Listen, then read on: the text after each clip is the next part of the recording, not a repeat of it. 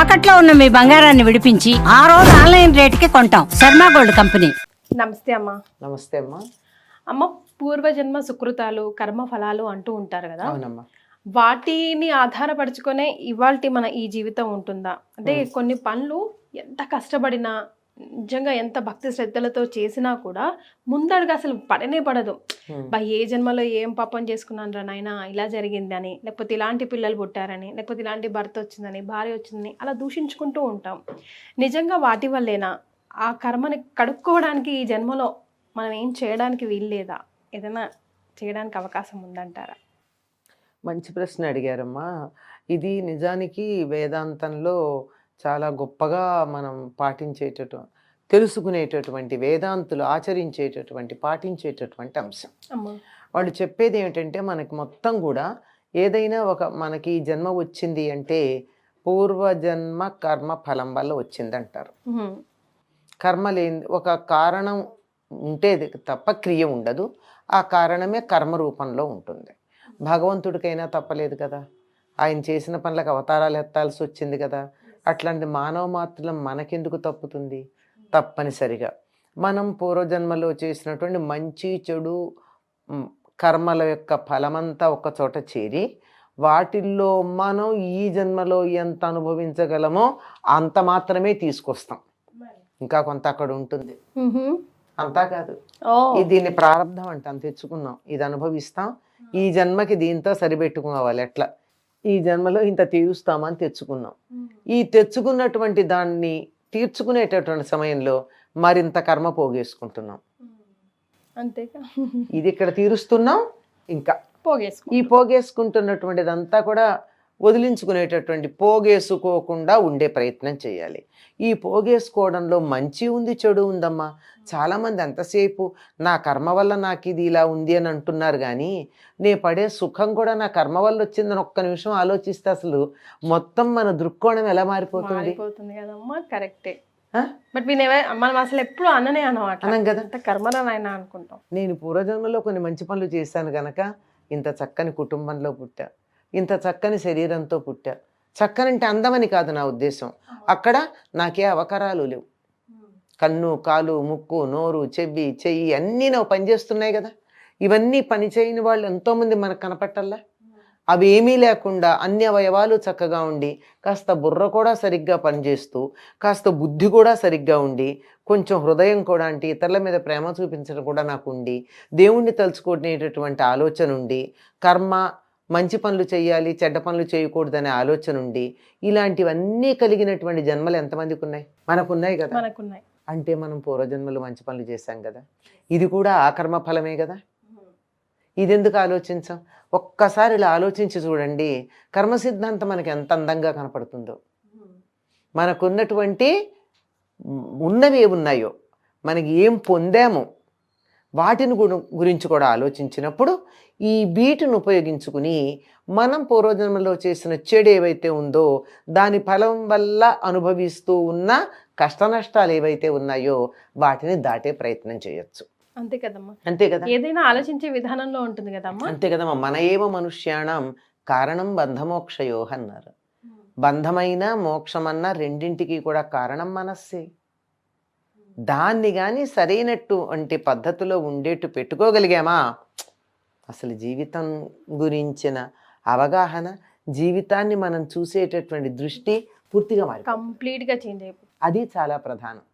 అందుకని ఇప్పుడు ఒక పాపమో మనం అనుకున్న పని జరగలేదు, నేను పూర్వజన్మలో పాపం చేశాను అందువల్ల ఇట్లా జరిగింది అని అనుకుంటున్నాం. కానీ పూర్వజన్మలో నేను పుణ్యం చేశాను గనక ఈ కష్టాన్ని దాటగలిగిన శక్తి నాకు భగవంతుడు ఇచ్చాడని ఎందుకు ఆలోచించు? ఎప్పుడైతే ఈ దృక్పథం వచ్చిందో కష్టం కష్టంలాగా ఉండదు, యాక్సెప్టెన్సీ పెరిగిపోతుంది. యాక్సెప్టెన్సే కాదు, దాంతో పాటుగా ఈ కష్టం అన్నది మనం అనుభవిస్తే తగ్గిపోతుందన్న ఒక రకమైనటువంటి నమ్మకం ఉండేటప్పటికల్లా బాగుంటుంది. మరి దాన్ని తగ్గించుకునే మార్గం ఏమన్నా ఉందా? అనుభవించాలా అని నేను అనుభవించక్కర్లా.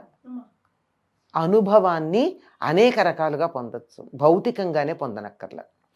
గొప్ప గొప్ప సాధన చేసినటువంటి వాళ్ళు, ఆధ్యాత్మిక మార్గంలో ఉన్నవాళ్ళు, గురువుని నమ్ముకున్నటువంటి వారు దేవుడి పాదాలు పట్టుకుని దేవుడు తప్ప మరొక గతి లేదనుకున్న వాళ్ళు ఉంటారే, అటువంటి వాళ్ళకి అనుభవించాల్సినవన్నీ కళల్లో అనుభవం అయిపోతాయి.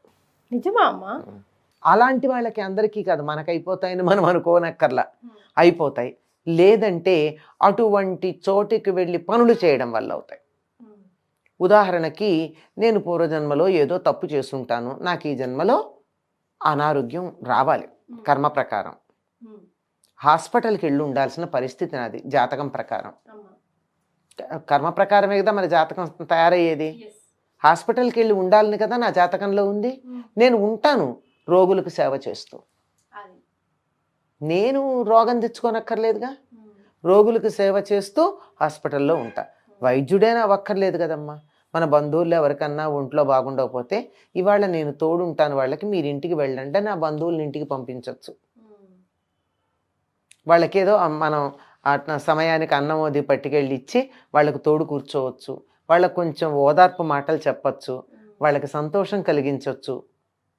దాంతో నేను హాస్పిటల్లో ఉండడం అనే నా కర్మ అయిపోయిందా లేదా?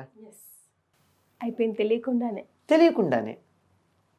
ఇంకా కూడా చెప్తారు, ఒకవేళ మనకి కొన్ని రకాలైన సమాజం అంగీకరించినటువంటి పరిస్థితుల్లో ఉండాల్సిన పరిస్థితి ఉంది పూర్వజన్మ కర్మ వల్ల, తత్సంబంధమైన గ్రంథాలు రచించటమో చదవడమో చేస్తే కూడా పోతుంది. కానీ మనం అట్లా చెయ్యంగా, అందులో ఇన్వాల్వ్ అవుతామయ్యి వచ్చిన ప్రాబ్లం. అందులో అసాంఘిక చర్యలకు సంబంధించిన రచనలు చదువుతున్నప్పుడు అందులో ఇన్వాల్వ్ అయిపోయి నేనే హీరోని అనుకుంటాం, అప్పుడు ఇంత కర్మ మూట కట్టుకుంటాం. అలాంటి చూసి కర్మలు మనం ఏం చెయ్యకుండా కూడా చెడు కర్మ మూట కట్టుకునే పద్ధతి అది కూడా ఉంది. ఏమీ చేయకుండా మంచి కర్మ మూట కట్టుకునే పద్ధతి కూడా ఉంది. మంచి పనులు చేస్తుంటే నేను చెయ్యలేను, నువ్వు చేస్తున్నావు అనుకో, చాలా బాగా చేస్తున్నావమ్మా, బాగా చేయి అని ఒక్క మాట మెచ్చుకున్నాను అనుకో, నువ్వు ఇలా పొంగిపోతావు. నువ్వు అలా మంచి పని చేయడానికి పొంగిపోయి మరొక మంచి పని చేయడానికి నేను సహకరించాను కనుక నాకు ఇంత మంచి పుణ్యం వస్తుంది, ఆవగించాను చాలు కదా. లేదా మెచ్చుకున్నాను, భలే భలే అని చప్పట్లు కొట్టా, ఉబ్బిపోతారు అవతల వాళ్ళు. లేదా నేను చేయలేని పని నువ్వు చేయమని, నీకు శక్తి ఉందమ్మా నువ్వు చేయమని ప్రోత్సహిస్తావు, అట్లా కూడా వస్తుంది. చేత కర్మ అన్నది తప్పనిసరిగా అనుభవించాలి. ఎట్లా అన్నదాన్నే మన జీవితాన్ని బట్టి మనకు ఉంటుంది. మనం ఎలా జీవిస్తున్నాము, మనం ఎన్నుకున్న మార్గాన్ని బట్టి మనం కర్మ ఎలా అనుభవిస్తామన్నది ఉంది. మనం ఫిజికల్లీ కష్టపడుతూ ఏడుస్తూ అనుభవిస్తామా, దాన్ని ఆనందంగా అనుభవిస్తామా, దాన్ని ఒక రకంగా మలచుకుని అనుభవం అయ్యి కూడా నాకు కష్టం లేకుండా అనుభవిస్తానా, అది ఆసుపత్రికి వెళ్ళి ఉండడం లాంటివి. ఇలా అన్నీ మన చేతుల్లోనే ఉన్నాయి కనుక ఇవన్నీ మనకి తెలియవు. ఎన్నని అనలైజ్ చేస్తామో, జీవితం అంతా అనాలిసిస్ చేసుకుంటూ పోతే ఆచరణకి సమయం ఉండదు. కనుక వీలైనంత వరకు ఇతరులకు మేలు చేస్తూ, వీలైనంత వరకు ఇతరులు ఆనందంగా ఉండేటట్టుగా చేస్తూ, వీలైనంత వరకు ఇతరులను కష్టపెట్టకుండా ఉండడం చేస్తే చాలు. చాలా దుష్కర్మలు అలా వెళ్ళిపోతాయి. పెద్దగా దానికోసం గ్రంథాలేవి తిరిగా రాయక్కర్లేదు, అది ఇలా చెయ్యాలని రిజల్ట్ ఇది. దీని వెనకాల ఉన్న సైన్స్ సంబంధించిన గ్రంథాలు ఉన్నాయి. సైన్స్ అంతా మనకెందుకమ్మా, ఏ వ్యాధికి ఏ మెడిసిన్ కావాలో డాక్టర్ చదువుకుంటాడు, మెడిసిన్ ఇస్తే మనం వేసుకుంటాం. సింపుల్గా హాయిగా మెడిసిన్ చదవకుండానే మనకి రోగం తగ్గింది. అలాగే ఆ గ్రంథాలన్నీ చదవకుండానే వాళ్ళు ఎస్సెన్స్ లాగా మనకి ఇచ్చారు, దీన్ని పాటిస్తే చాలు. So simple. వెల్ సెడ్ అమ్మా, ధన్యవాదాలు.